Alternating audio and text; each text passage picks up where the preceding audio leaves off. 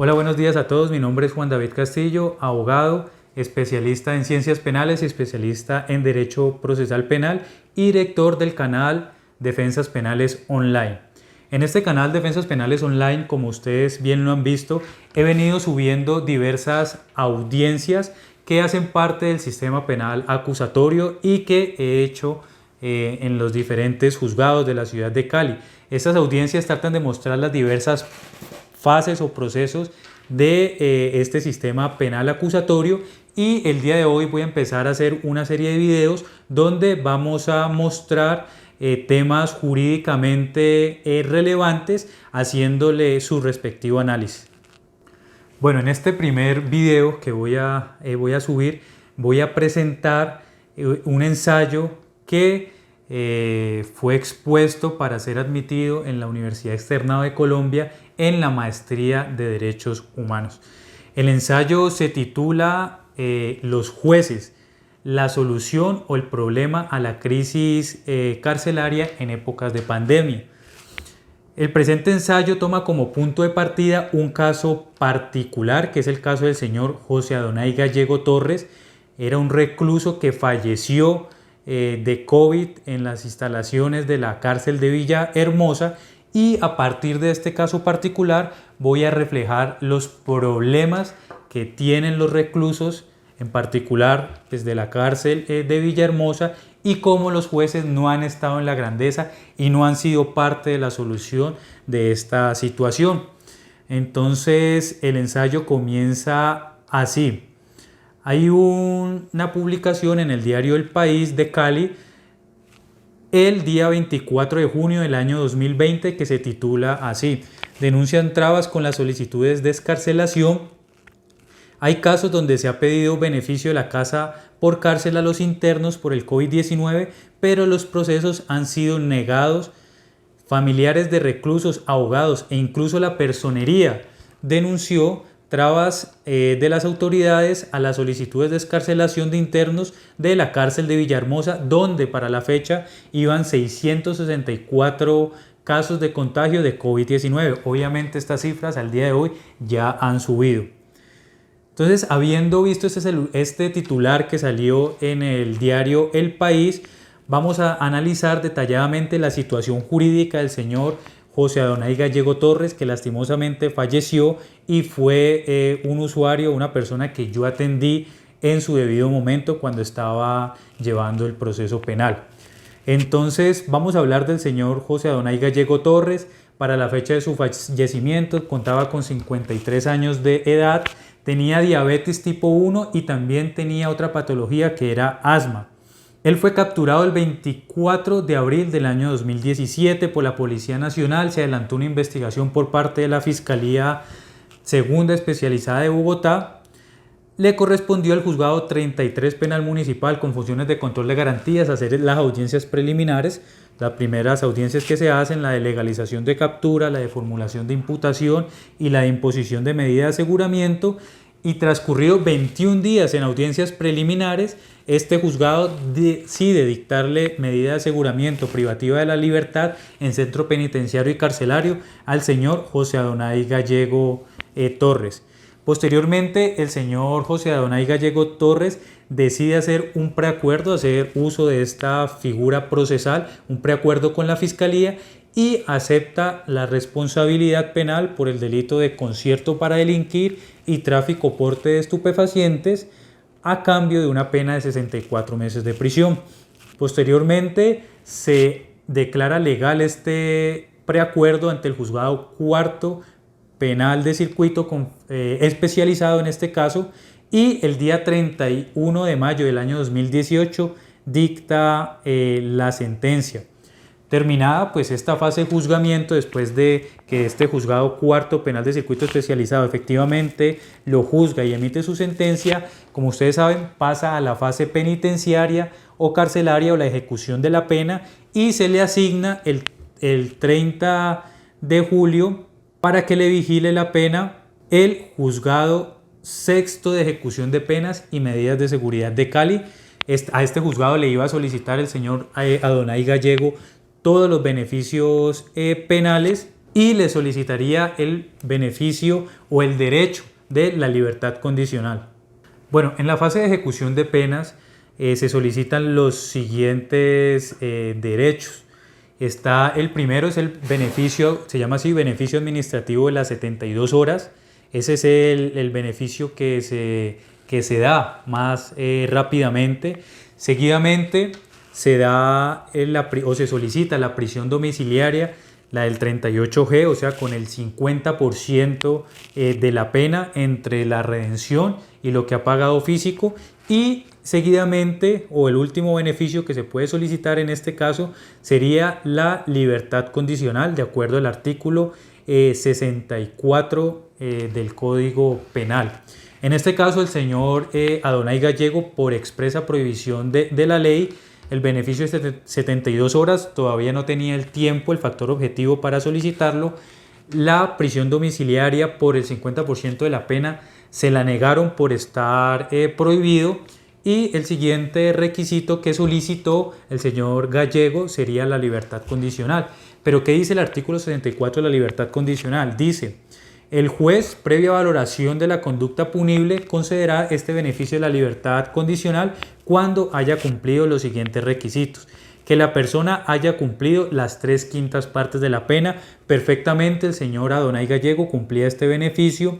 Que su adecuado desempeño o comportamiento durante el tratamiento penitenciario deba suponer fundadamente que no existe necesidad de continuidad con la ejecución de la pena, o sea, que tenga un buen comportamiento mientras estuvo pagando su pena, y que demuestre un arraigo familiar y social, y que estos beneficios, o este derecho mejor dicho, corresponde al juez de ejecución de penas.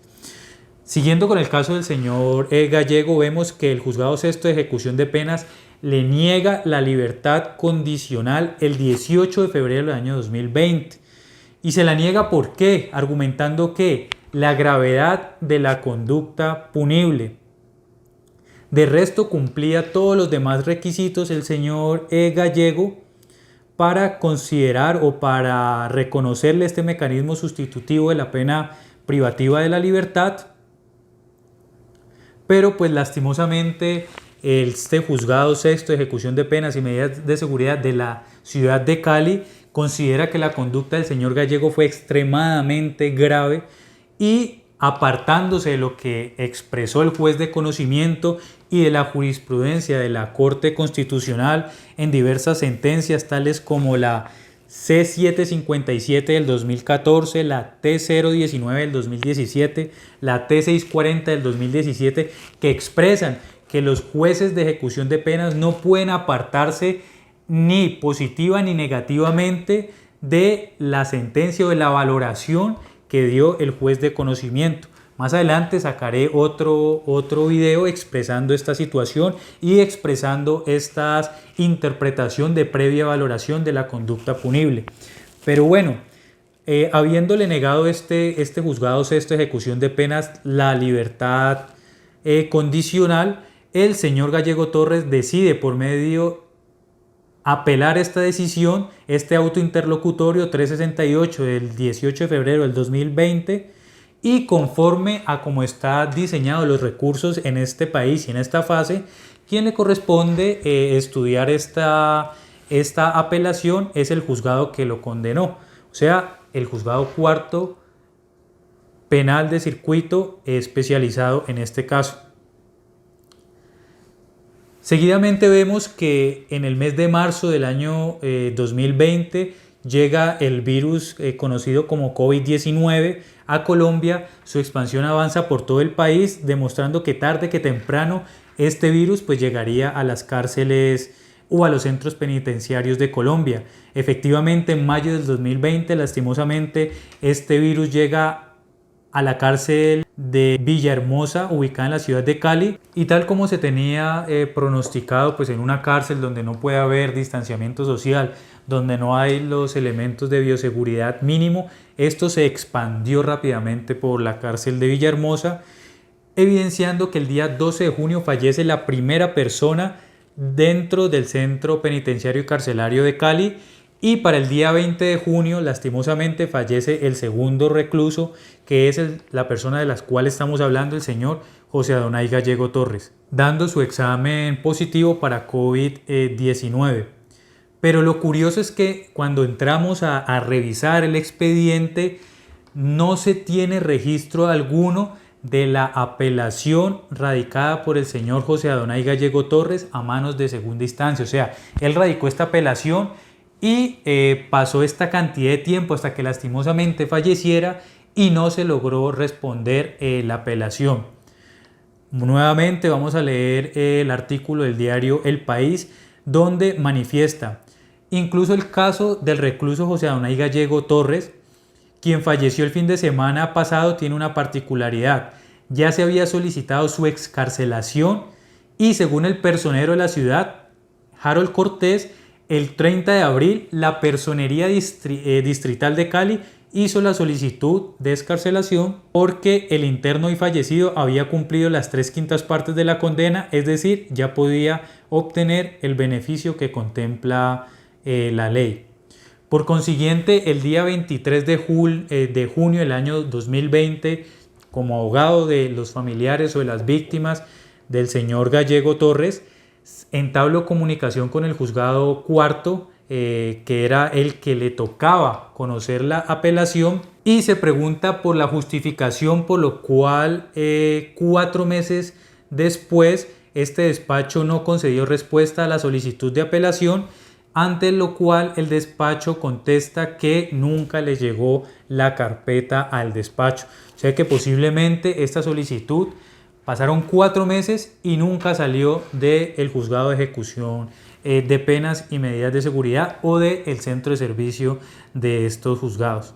Evidenciado lo anterior, demostraremos cómo la muerte, o se tratará de demostrar en este ensayo, cómo la muerte del señor Gallego Torres no solamente se enmarca en una serie de eventos desafortunados que terminó pues lastimosamente cegándole la vida al señor Gallego Torres, pero es la consecuencia de los graves problemas que ya padecía antes el sistema penitenciario carcelario y que actualmente las ramas del poder público, tanto la rama ejecutiva como la rama legislativa y en particular la judicial, no hacen nada para solucionar esta problemática.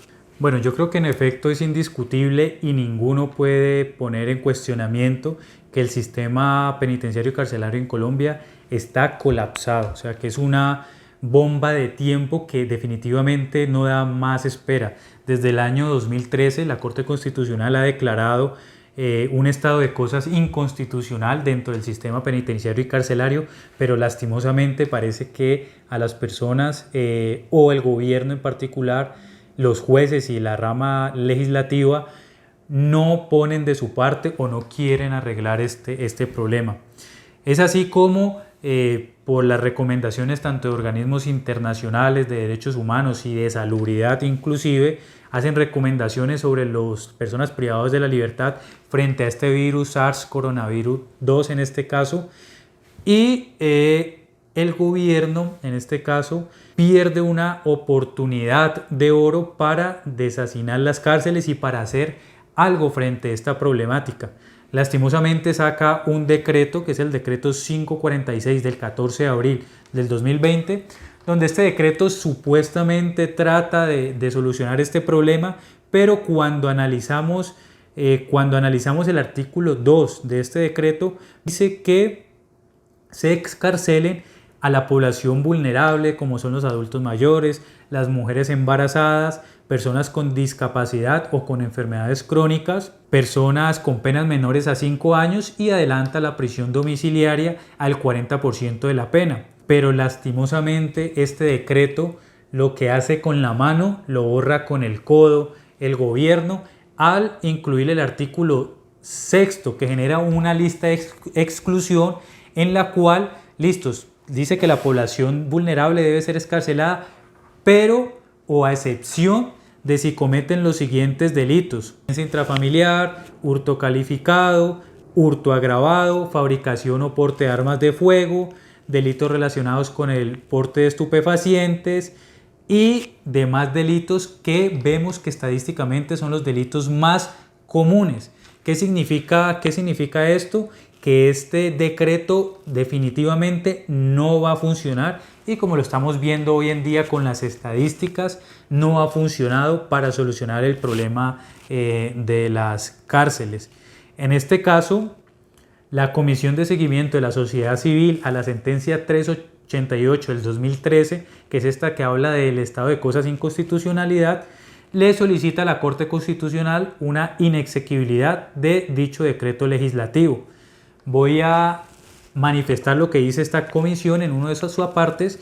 Dice que los beneficios de prisión y detención domiciliaria, con el objetivo de reducir el hacinamiento de los centros penitenciarios del país para evitar la propagación del virus SARS coronavirus 2, es urgente, necesaria y constitucional. Sin embargo, la forma en que el gobierno reglamentó la misma, creando un sistema de exclusión del beneficio excesivamente amplio, deja por fuera la mayor parte de las personas privadas de la libertad y no permite que la medida sea suficientemente efectiva para solucionar la crisis humanitaria. Eso significa que no solamente yo pienso en ese sentido, sino que otras personas, otros abogados, otros juristas piensan en manera similar a este abogado. Bueno, ahorita es oportuno abordar el tema principal de este ensayo, que es la responsabilidad de los jueces frente a esta situación, porque igualmente del Ejecutivo se espera que ayude a resolver esta situación, pero es en la rama judicial en la que uno confía plenamente para ayudar a solucionar esta crisis que hay en el problema, en la situación carcelaria o penitenciaria, ya que ellos son una pieza fundamental. En ese sentido piensa pues, el magistrado de la Corte Interamericana de Derechos Humanos, Eugenio Zaffaroni, dice que las personas privadas de la libertad no están privadas a pena de muerte, no están condenadas a pena de muerte. La solución la tienen los jueces que juran proteger la Constitución, y este es un compromiso ante el Estado y el propio pueblo. También Gusís y Espina manifiesta que el Poder Judicial tiene en sus manos, como poder del Estado, una parte esencial de la responsabilidad, como de la capacidad de resolución, con el objeto de evitar que las prisiones se tomen en penas de ilicitud manifiesta. En ese sentido, el saber jurídico de contención penal asume una doble oportunidad de servir al apéndice constitucional e internacional de los derechos humanos. Aquí básicamente lo que dicen estos autores es que los jueces son los que deben tomar la bandera en esta situación, y tienen herramientas como es la Constitución y el derecho internacional de los derechos humanos.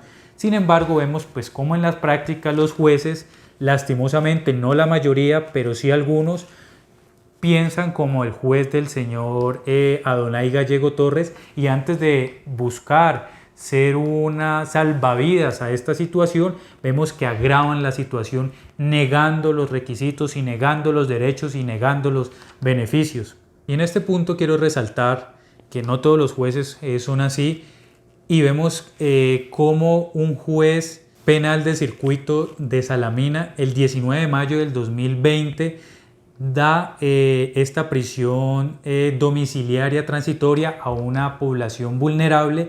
No le importa el delito, aplicando directamente la excepción de inconstitucionalidad. Dice esta providencia: así las cosas, al criterio de este judicial, existe una clara contradicción entre el artículo 6 del decreto que acabamos de referir con los mandatos superiores de la Constitución, del derecho internacional de los derechos humanos, como son la protección a la dignidad humana, la vida, la integridad personal, la igualdad material, y en tanto limita de manera injustificada y desproporcionada el acceso a la sustitución domiciliaria transitoria. En conclusión, concede al señor Alberto Arias Marín la prisión domiciliaria transitoria por un periodo de 6 meses. Al contrario de lo que piensan la mayoría de los jueces, este juez de un municipio de 18.700 habitantes, como lo es Salamina Caldas, en una providencia que sí está conectada con la realidad penitenciaria, decide hacer uso de la excepción de inconstitucionalidad para poder dictarle al señor Arias Marín, que está siendo condenado por un delito excluido, según el decreto, que es el de tráfico porte de estupefacientes, le concede esta domiciliaria por ser una persona mayor de 63 años, o sea, catalogado como una persona de población vulnerable. ¿Qué sucede aquí entonces? Vemos que los jueces en este caso sí tienen las herramientas para ayudar a solucionar el problema de la situación carcelaria, como es esta excepción de inconstitucionalidad, y aplicando directamente la Constitución y los tratados internacionales de derechos humanos. Ya para finalizar, pues es prudente advertir o conviene decir en este punto que este decreto legislativo a consideración o a interpretación de este abogado, en vez de solucionar el problema, lo que ha hecho es complicar más la situación. ¿Por qué? Porque en la parte procedimental exige que el INPEC de oficio envíe a los diferentes jueces en este caso. Pero ¿qué es lo que hace? Lo que hace es que esto le genera una sobrecarga de trabajo a los jueces. O sea, todos los jueces ya estaban saturados con su labor del día a día. Ahorita los saturan conociendo de estas solicitudes de prisión domiciliaria transitoria, pero lastimosamente ciertos jueces, no hay que decir todos, ciertos jueces no están interpretando de una manera adecuada, y lo que está pasando es que se está congestionando el sistema y estos jueces están negando las solicitudes. Esto lo que genera es una mayor congestión en los estrados judiciales y frente a estas personas. Y esto lo vemos en consonancia en que, según las estadísticas del INPEC, hasta el 9 de julio, solo 850 personas le han concedido la prisión domiciliaria por este decreto. Una cifra, la verdad, bastante irrisoria, bastante baja frente a toda la situación, a toda la población carcelaria en este sentido. Entonces, ya para finalizar, a modo de conclusión, vemos cómo el caso del señor Gallego Torres se puede notar la crisis que presentan las cárceles colombianas, pues partiendo de un caso específico a lo general, se denotó cómo el Ejecutivo no ha hecho absolutamente nada efectivo para ayudar a esta población, y los jueces, que son los que tienen la herramienta, el poder, la sabiduría, tampoco han hecho nada para hacer la solución y no el problema. Muchas gracias. No olviden suscribirse al canal Defensas Penales Online. Trataré de estar subiendo videos cada 15 días o videos semanales.